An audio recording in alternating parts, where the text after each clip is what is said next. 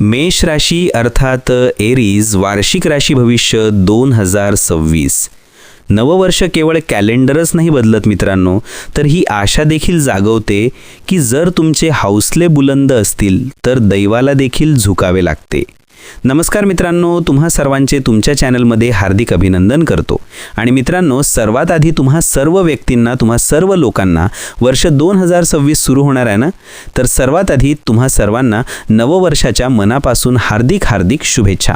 आणि मी इष्टदेव श्री स्वामी समर्थ यांच्याकडे कामना करतो की तुमचे सर्व दुःख दर्द दूर व्हावेत. नेहमी निरोगी रहा, मस्त रहा, आनंदी रहा आणि तुमच्या सर्व मनोकामना पूर्ण व्हाव्यात. आणि हो, कमेंट करून नक्की लिहा श्री स्वामी समर्थ. मित्रांनो, बस यावरच आज हा व्हिडिओ मी तुमच्या समोर घेऊन आलो आहे. मेष राशी वर्ष 2026.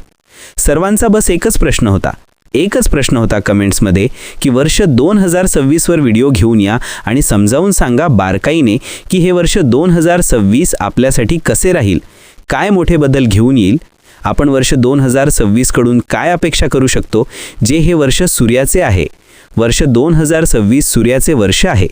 आता या वर्ष 2026 मध्ये काय होणार आहे, काय बदल तुमच्या जीवनात येऊ शकतो, यावर्षी सर्व काही समजावून सांगेन. खूप तपशीलवार समजावून सांगेन. व्हिडिओ थोडा लांब होऊ शकतो, पण सर्वांना समजेल. मी या व्हिडिओमध्ये कोणताही विषय सोडणार नाही आणि कोणताही ग्रह सोडणार नाही. चला तर मग मित्रांनो, करूया सुरुवात. वर्ष 2026 वार्षिक राशी भविष्य मेष राशी तुमच्यासाठी कसे राहील. ॲरीज 2026 ग्रहांची स्थिती आणि मोठे बदल. मित्रांनो, हा कार्यक्रम जन्मराशी आणि चंद्रराशीवर आधारित आहे. हे तुमची राशी आहे. आता जे बृहस्पती गुरु आहेत, ज्यांच्याकडे जबाबदारी खूप जास्त असते आणि ते तुमच्या भाग्यांचे स्वामी आहेत, ते 3ऱ्या भावात आहेत. केतू तुमच्या 5व्या भावात आहे, तर सूर्य आणि मंगळ तुमच्या 9व्या भावात आहेत. राहू 11व्या भावात आहे. शनी तुमच्या 12व्या भावात आहेत.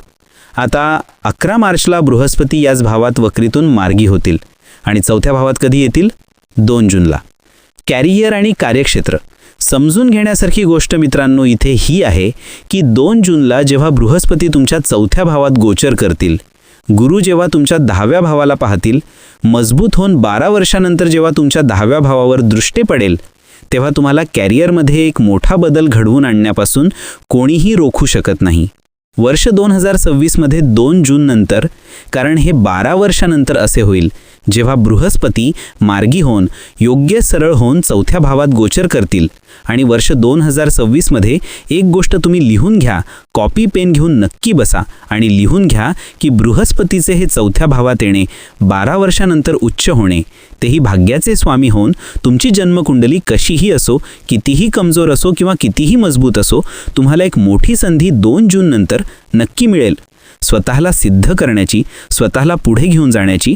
आता हे तुमच्यावर अवलंबून आहे की तुम्ही स्वतःला किती वर आणि किती पुढे घेऊन जात आहात. कारण हेच बृहस्पती तुमच्या 12व्या घराला देखील पाहतील, तेही स्वतःच्याच घरात. आणि 12वे घर कशाचे असते? 12वे घर असते परदेशाचे. परदेशी घडामोडी देखील येथे वाढतील आणि परदेशी संपर्क, फॉरेन कनेक्टिव्हिटी होईल. शनीची 7.5 आणि व्यवसाय. यापूर्वी शनीची 7.5 तुमची सुरू आहे आणि शनी तुमच्या 12व्या भावातच राहतील आणि शनी 26 जुलैला वक्री होतील.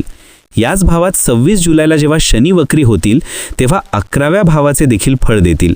26 जुलैनंतर तुमच्या कॅरियरमध्ये जर तुमचे काम लोखंडाचे, उत्पादनाचे आहे, पेट्रोल, तेल संबंधित आहे किंवा कोणतेही असे काम आहे ज्यात लोखंड आहे, मशीनचे काम आहे, असे कोणतेही गॅसचे काम आहे, तुमचे द्रव संबंधित जर तुमचे काम आहे, तर 26 जुलैनंतर तुमचे काम चालेल. किंवा असे काम तुम्ही सुरू करू शकता, उत्पादनाचे काम सुरू करू शकता. जेव्हा शनी वक्री होतील तेव्हा तुम्हाला फायदा होईल. सूर्य आणि शिक्षण. हे वर्ष सूर्याचे आहे आणि सूर्य तुमचे 5म स्वामी अर्थात 5th लॉर्ड बनून येतात. आणि गोचर देखील कुठे करताहेत?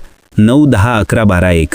म्हणजे मी पाहतोय की जून 2026 पूर्वी सूर्य तुमच्या 9व्या येथेच गोचर करतील. म्हणजेच तुम्हाला खूप काही शिकवतील, तुम्हाला सखोल ज्ञान देतील. तुमची सरकारी परीक्षा येथे चांगली करू शकतात. जर मेष राशीचे तुम्ही सरकारी परीक्षा देत असाल वर्ष 2026 मध्ये आणि खास करून जुलैपूर्वी तुमची परीक्षा असेल, तर निश्चितच हे वर्ष सूर्याचे आहे. सूर्य चांगल्या ठिकाणी गोचर करत आहेत. तुम्हाला निश्चितच खूप चांगला निकाल मिळू शकतो. आणि 2 वेळेचे टप्पे आहेत जेथे खूप चांगले आहे. 1. 14 एप्रिल ते 14 मे. 2.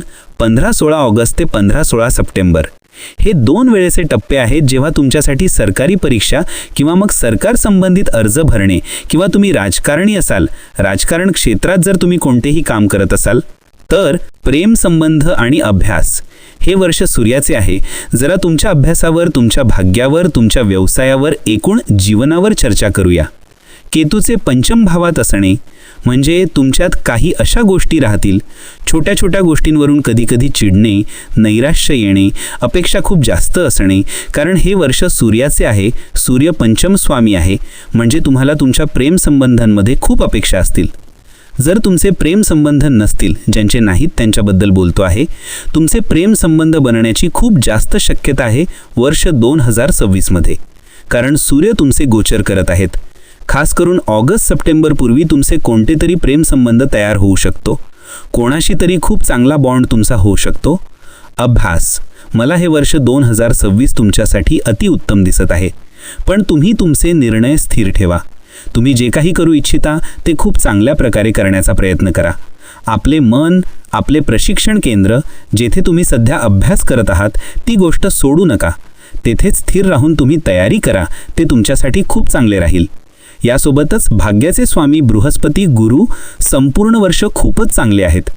मला वाटतं हे वर्ष तुमच्यासाठी सर्वात चांगले का आहे वर्ष 2026 मेष राशी, कारण मी भाग्याला सर्वात जास्त मानतो. कर्मप्रधान नक्कीच आहे, कर्म तर तुम्हाला करावेच लागेल, पण तुमच्या मागे आशीर्वाद आणि भाग्य किती चांगले आहे. मी सर्वात आधी ते पाहतो की कोणत्या वर्षात तुमचे भाग्य किती जास्त महत्त्वाची भूमिका बजावत आहे. भाग्याचे स्वामी बृहस्पती आहेत आणि बृहस्पती इथे आहेत, पण हेच बृहस्पती 31 ऑक्टोबरला येथे जातील आणि इथे पाहतील, म्हणजे संपूर्ण वर्ष भाग्य तुमचे खूप जबरदस्त आहे.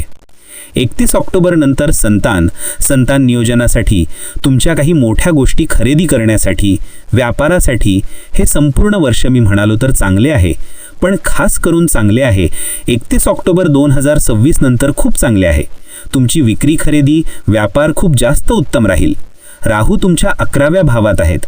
यावर्षी एक गोष्ट तुम्ही नोंद करून घ्या, यावर्षी राहू तुमच्या 11व्या भावातच राहतील. 11व्या भावात राहूचे बसणे अचानक उत्पन्नात वाढ होणे, किंवा अचानक तुमचे प्रोफाईल बदलणे, अचानक तुम्हाला नाव प्रतिष्ठा मिळणे, हे मेष राशी तुम्हाला पाहिले जाऊ शकते. आरोग्य आणि 7.5चा प्रभाव, फक्त तुमची शनीची 7.5 सुरू आहे, जी थोडीशी नकारात्मक आहे, जी तुम्हाला अनावश्यक प्रवास करवू शकते. तुम्हाला दातांमध्ये वेदना होणे. हे वर्ष 2026 मध्ये तुम्ही दंतवैद्याकडे जाऊ शकता, नेत्रवैद्याकडे तुम्ही जाऊ शकता. मी असे का बोलत आहे, कारण शनी तुमच्या 2ऱ्या घराला पाहत आहेत आणि खांद्यात वेदना होणे या काही गोष्टी आहेत ज्या तुम्हाला वर्ष 2026 मध्ये पाहायला मिळू शकतात. आणि कोणत्या वेळेत? खास करून जुलै ते ऑक्टोबर नोव्हेंबर दरम्यान. इथे दातांमध्ये वेदना, डोळ्यांमध्ये जळजळ, इरिटेशन, इन्फेक्शन किंवा त्वचेशी संबंधित काही इन्फेक्शन तुम्हाला होऊ शकते. पोटाशी संबंधित मला समस्या दिसत नाहीत. 14 मार्च ते 14 किंवा 15 एप्रिलपर्यंत पोटाशी संबंधित थोडीशी अडचण तुम्हाला पाहिली जाऊ शकते. पण आरोग्याबद्दल एकूणच हे वर्ष मला कोणतीही समस्या दिसत नाहीये. बस शनीची 7.5 आहे.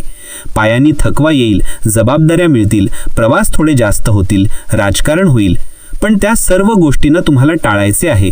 तुम्हाला सर्व जबाबदाऱ्यांसाठी होकार भरावा लागेल, त्या गोष्टींना धरावे लागेल, समजावून घ्यावे लागेल, शिकावे लागेल. हे वर्ष सूर्याचे आहे, आत्म्याचे आहे. आपल्या आत्म्याशी जोडणी करावी लागेल आणि पुढे जावे लागेल. निश्चितच हे वर्ष तुम्हाला खूप सुधारणा करून देणारे असेल. आणि कॅरियरबद्दल मी विशेष सांगितले की उत्तम आहे, यश मिळतील. बस कधी कधी तुमचे मन शनीच्या 7.5मुळे थोडेसे पळेल, कुठेतरी थोडेसे हटेल, पण काळजी करू नका मित्रांनो. बृहस्पतीला तुमच्या 4थ्या भावात येऊ द्या. 2 जून नंतर निश्चितच मोठे यश तुमच्या कॅरियरमध्ये पाहिले जाईल. मेष राशी, तुम्हाला काय उपाय करावे लागतील? सर्वात आधी तुम्हाला वर्ष 2026 साठी खूप महत्त्वाचे उपाय सांगत आहे. 1. दर मंगळवारी मंदिरामध्ये जा, हनुमानजींची पूजा करा. मंदिर नाही जाऊ शकत तर घरी हनुमानजींची पूजा करा. बजरंग बलीची दररोज हनुमान चालिसाचा पाठ करा. मंगळाचा बीज मंत्र करा. ओम क्रांग क्रीं क्रौम सह भौमाय नमः. दररोज सकाळी ओम नमः शिवायचा 108 वेळा जाप करा. उगवत्या सूर्याला जल अर्पण करा. किती वेळा सांगू तुम्हाला, वर्ष 2026 सूर्याचे वर्ष आहे. जितके सूर्याला तुम्ही प्रसन्न कराल तितकेच तुम्ही जास्त चमकाल. सूर्याला जल अर्पण करा. आदित्य हृदय स्तोत्राचा पाठ करा, हे देखील सूर्यासाठीच आहे. आणि विष्णू सहस्त्रनामाचा पाठ दररोज 108 वेळा करा. कसा वाटला मित्रांनो तुम्हाला हा व्हिडिओ? लाईक करा, शेअर करा व सबस्क्राईब करा आणि बेल आयकॉनला प्रेस करा.